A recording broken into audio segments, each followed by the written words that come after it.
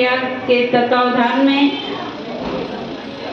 हमारे इस कार्यक्रम की शुरुआत हुई है और आज इस कार्यक्रम के मुख्य अतिथि के रूप में हमारे रुद्रप्रयाग के यशस्वी विधायक आदरणीय श्री और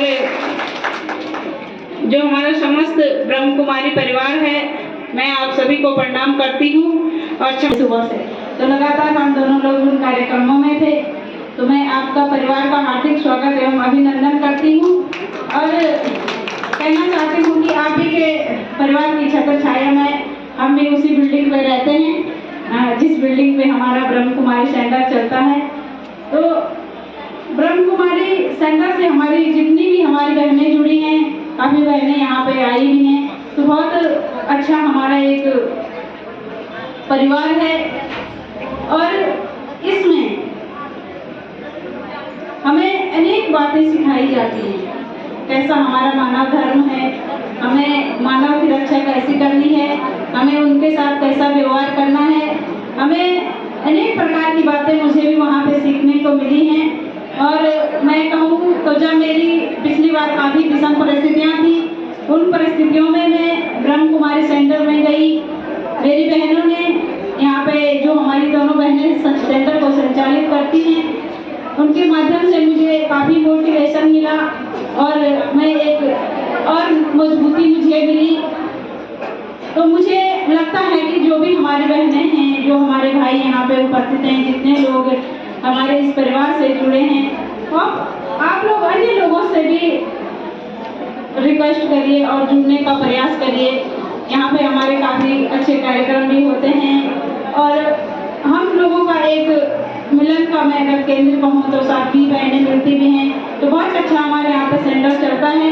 मैं पुनः ब्रह्म कुमारी परिवार का हार्दिक आभार प्रकट करती हूँ कि आप लोगों ने जिस प्रकार से अपने जीवन को समर्पण, अपने जीवन का त्याग एक सांसारिक मोह माया से अलग हटके हम सब के लिए जो आप प्रयास कर रहे हैं, हम सबको आप नई दिशा दे रहे हैं, अच्छे ज्ञान की तरफ हम लोगों को आप बढ़ावा दे रहे हैं। मैं आप लोगों के जीवन को धन्य मानती हूँ कि आप लोगों का जीवन बहुत ही, मैं कठिन ही कहूँगी, क्योंकि हम लोग को अपने घर से ही बाहर जीवन को न्यौछावर किया है हम सब के लिए कि हमारा समाज कैसे आगे बढ़े, हम लोग किस प्रकार से सोचें, हमारे लोग कैसे मजबूत हैं। तो आप लोगों के माता पिता से भी धन्य हैं जिन्होंने आपको जन्म दिया है और आप लोग तो धन्य हैं ही।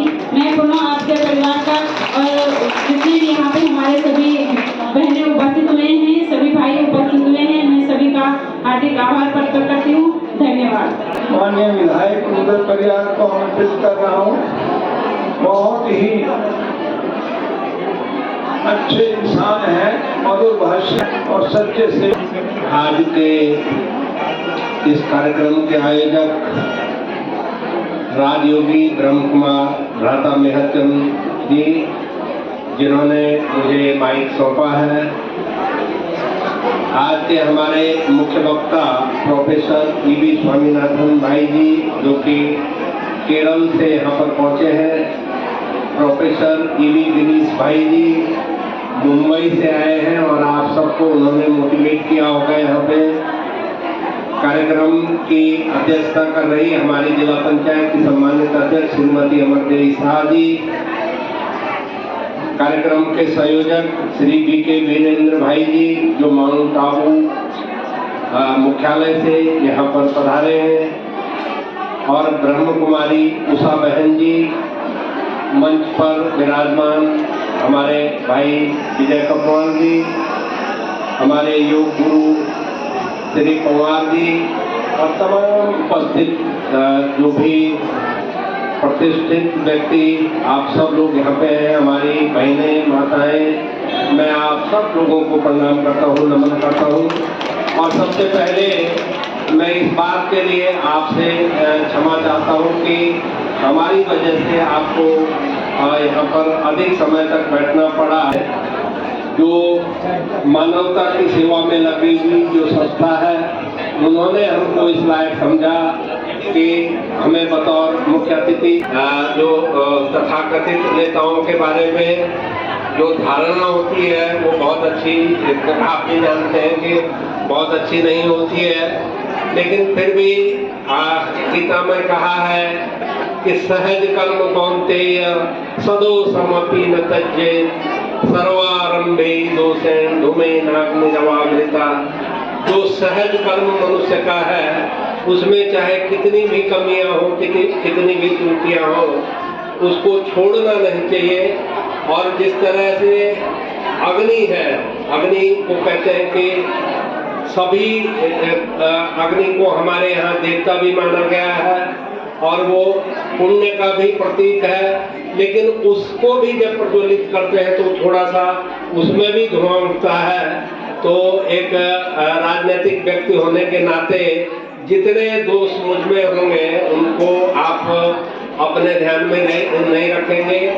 और मैंने जो ये राजनीति का रास्ता चुना है, हमारे यहाँ एक बहुत पुरानी कहावत है, चंद्रशेखर जी ने किसी जमाने में जब वो प्रधानमंत्री होते थे तो उन्होंने कहा था कि politics is the last refuge of scoundrels, धूर्तों की अंतिम शरणस्थली है राजनीति। और ऐसा बाय एंड लार्ज हमको देखने को भी मिलता है देश में। लेकिन मैंने इसको पेशा तो नहीं कहेंगे, लेकिन ये जो राजनीति का जो रास्ता है मैंने किसी मजबूरी में नहीं बल्कि एक सहज भाव से, मुझे लगता है कि शायद अगर हम में से हर आदमी को इस बात का इल्म हो जाए कि उस परम पिता ने हमको यहाँ किस निमित्त भेजा है, इस पृथ्वी में किस उद्देश्य से हमें भेजा है, तो मैं समझता हूँ कि उसी समय हमारा जीवन जो है वो सार्थक हो जाता है।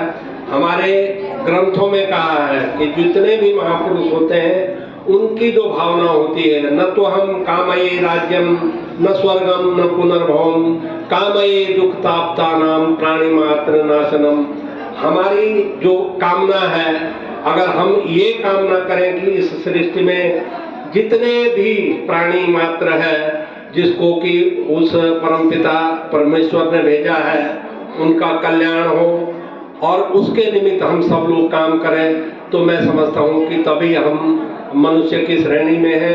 वरना पशु में और हम में सिर्फ एक ही फर्क है कि वो 4 पैरों से चलते हैं और हम दो पैरों से चलते हैं।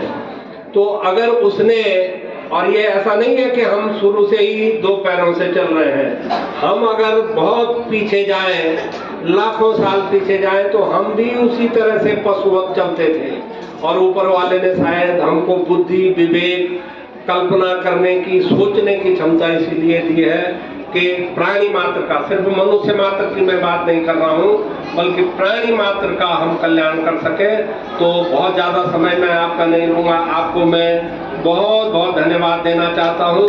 और आप लोगों से मेरा एक निवेदन है कि जब भी हम कहीं मंदिर में जाते हैं, केदारनाथ जाते हैं, बद्रीनाथ जाते हैं, माउंट आबू भी जाएंगे, तो मांगने में बड़ी कंजूसी करते हैं कि हे भगवान मेरे परिवार को खुश रखना, मेरे बेटे को नौकरी दे देना, मेरे घर में धन धान्य दे देना। तो उसको भी वो भी सोचता है, अरे क्या मांग लिया।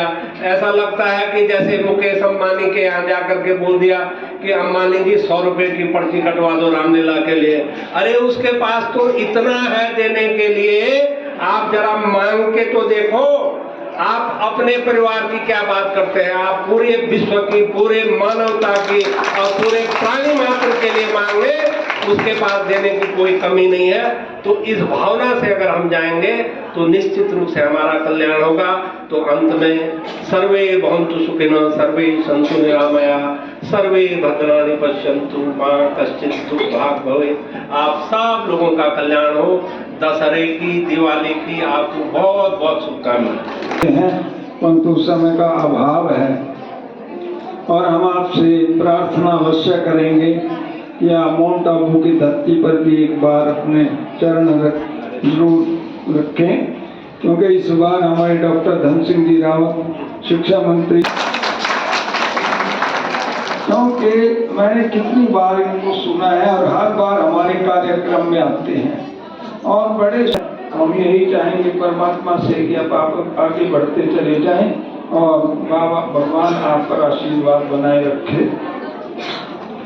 मुझे बड़ी खुशी हुई है कि आप आ गए, क्योंकि राजनीति में पता है मुझे कई जगह जाना पड़ता है।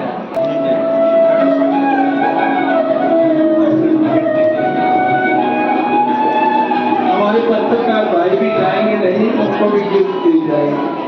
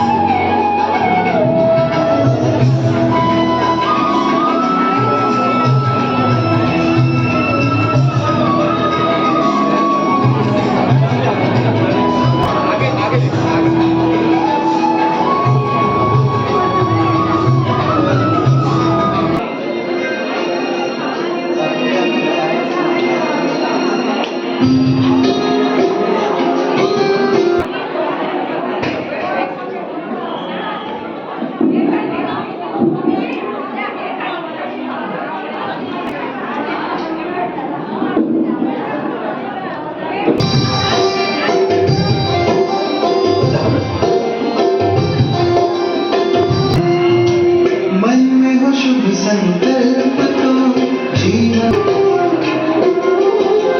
आज कल जो ना कोई अंधेरे में भी